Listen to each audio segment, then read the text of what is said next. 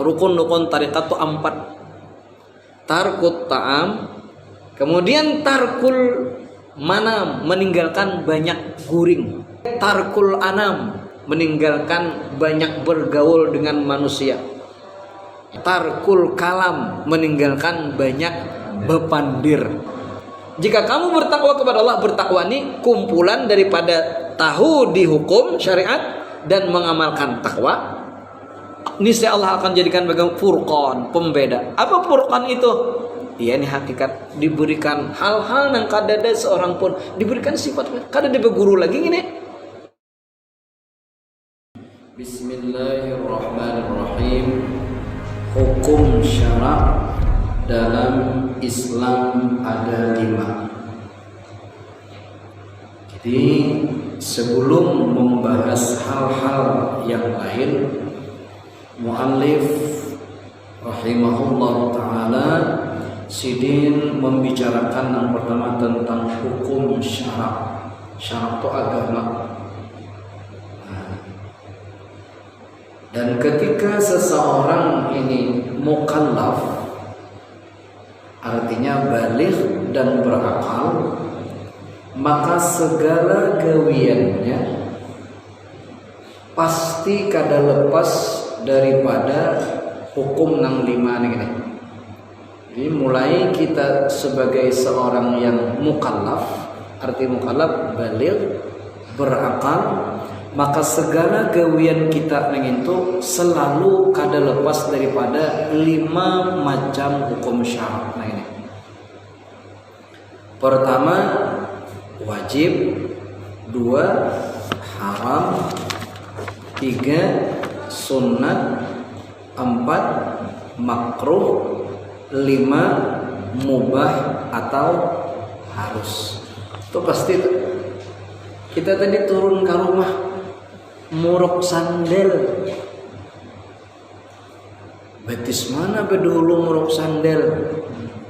Anak turun tadi berbaju membaca bismillah. Ada tuh hukumnya di salah satu nang 5 nih. Tangan kanan bedulu ada tuh. Niatnya dalam hati gesan apanya ini murok baju nih. Supaya kada kelihatan aurat batin, apa hukumnya? Niatnya selain nutup aurat, mudahan kada menjadi penghinaan orang lain, ada hukumnya. Turun pulang, keluar pada rumah, bismillah tawakkaltu 'ala Allah wa la haula wa la quwata illa billah. Turun, ada tuh hukumnya. Sampai dengar orang azan, dengan saikung bepandir, saikung manyahut, saikung ranai, saikung dahun turun, macam-macam. Semua itu pasti ada salah satu kena daripada 5 hukum syarak. Hari ini banyak nang wajib kan, nang haram kan, nang sunat kan, makruh. Semuanya pasti kada lepas. Nah sekarang apa itu wajib? Wajib ialah suruhan atau perintah yang mesti dikerjakan. Wajib itu udah boleh kada, wajib dikerjakan. Dengan pengertian diberi pahala jika diperintah, jika perintah itu dikerjakan, berdosa jika tidak dikerjakan. Ada boleh kada, harus dikerjakan. Bila kada dikerjakan dapat dosa, bila dikerjakan dapat pahala. Ini hukumnya wajib. Ada tuh gawian dalam agama kita tuh nang wajib. Contoh nang jelas, kita hanya habis sembahyang maghrib. Seandainya kita maghrib nih parai udah sembahyang maghrib, kira-kira berdosa kada? Nyata berdosa. Mun digawe berpahala. Berarti hukum sembahyang maghrib wajib. 2 haram ialah larangan keras.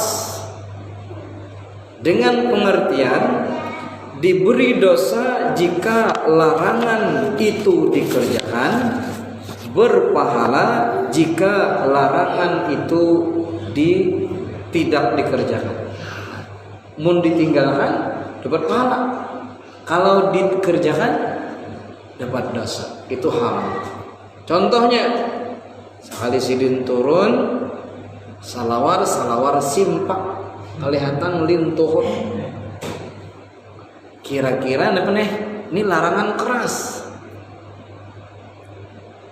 Kada boleh ka salawar simpak. Boleh ya mendua lagi ini. Boleh ya biar kada bisa salawaran boleh ya. Kalau di rumah Pak, nah, kalau di rumah aurat dengan keluarga, anak bini pun dengan anak, dengan dangsana itu tetap antara pusat dan lutut juga. Jadi membuka aurat hukumnya haram. Nang lain-lainnya banyak lagi, mencuri, berzina, naudzubillah dan lain-lain. Ada tuh hukumnya dalam Islam itu.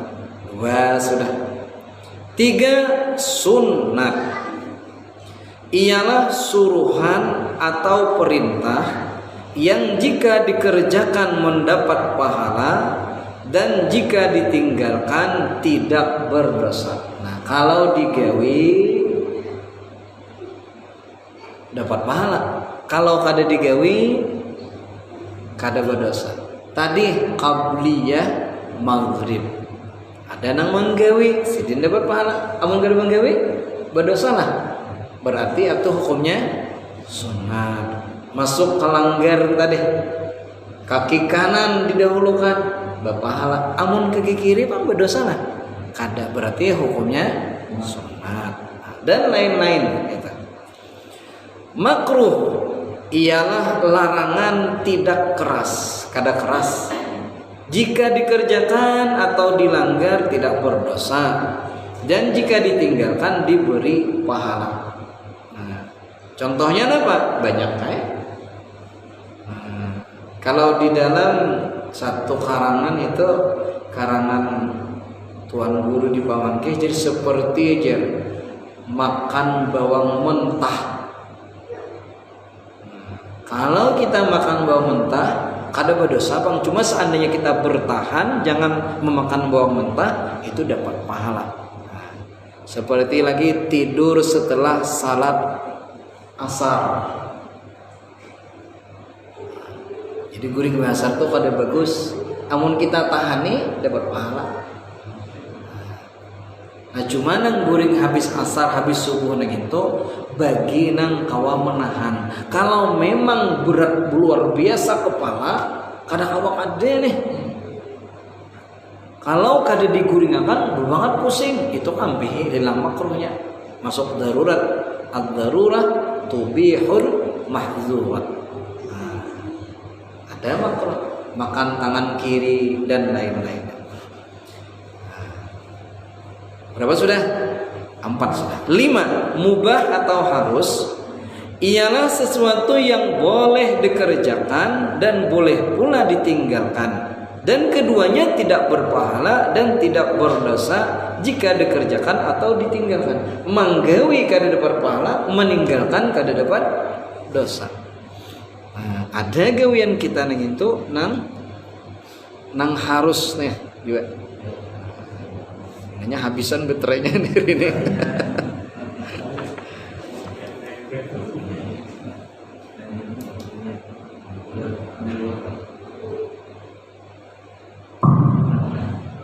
Picik peluangnya mau ya peluang gilep-gilep tanda baterai yang habis.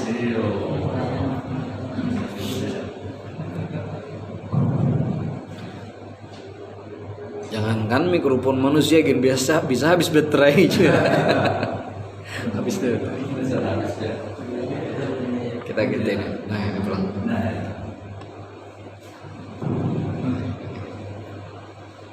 Nah, lalu wajib ini ada terbagi 2. Ini kata gitu tulisannya di sini. Wajibnya ada terbagi 2. Ada wajib ataunya bahasa wajib itu bisa maknanya wajib, bisa bahasanya fardu.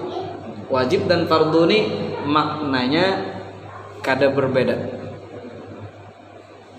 Jadi wajib dan fardu itu sama. Artinya ketika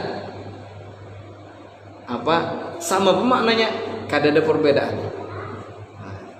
Tetapi ada perbedaan antara fardu dan wajib ini di dalam haji itu aja beda ada.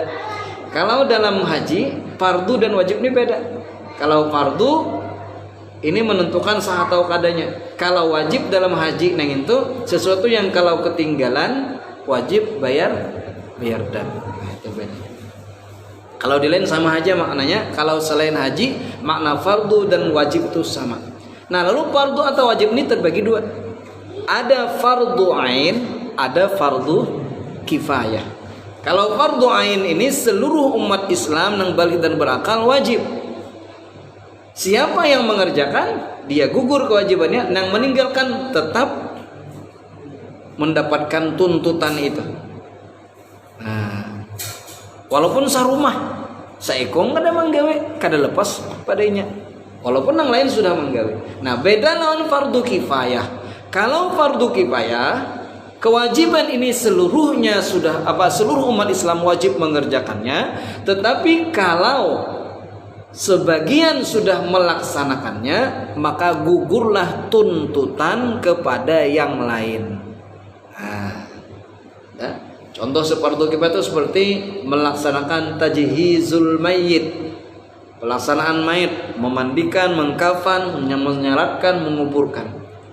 Ketika ada seorang muslim kadada meninggal dunia, ternyata orang-orang yang mengetahui, orang muslim yang lain yang mengetahui, tidak ada satupun yang mengerjakan yang ini, yang empat nih, maka semua mendapatkan dosa.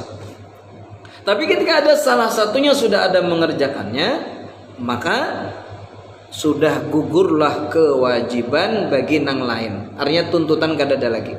Nah, itu fardu kifayah. Dan ternyata sunat pun demikian. Nah, kalau contoh fardu yang lain selain fardu kifayah seperti menjawab salam. Menjawab salam itu contoh fardu kifayah yang lain. Ketika kita bersama-sama perombongan, ada seseorang yang memberi salam lawan kita. Nah, maka ketika itu wajiblah fardu kifayah atas mereka yang berombongan yang ini menjawab salam. Artinya ketika tidak ada satupun yang menjawab salam itu, maka berdosa seberatan. Tapi ketika salah seorang daripada mereka sudah ada yang menjawabnya, gugurlah kewajiban dengan yang lain. Pahalanya apa? Pahala bagi yang mengerjakan, cuma gugur tuntutan itu sudah kada ada lagi. Sudah gugur tuntutan, kayak itu maksudnya. Nah, sunat rupanya kayak itu juga. Sunat kifayah itu ada. Jadi ada sunat ain, ada sunat kifayah.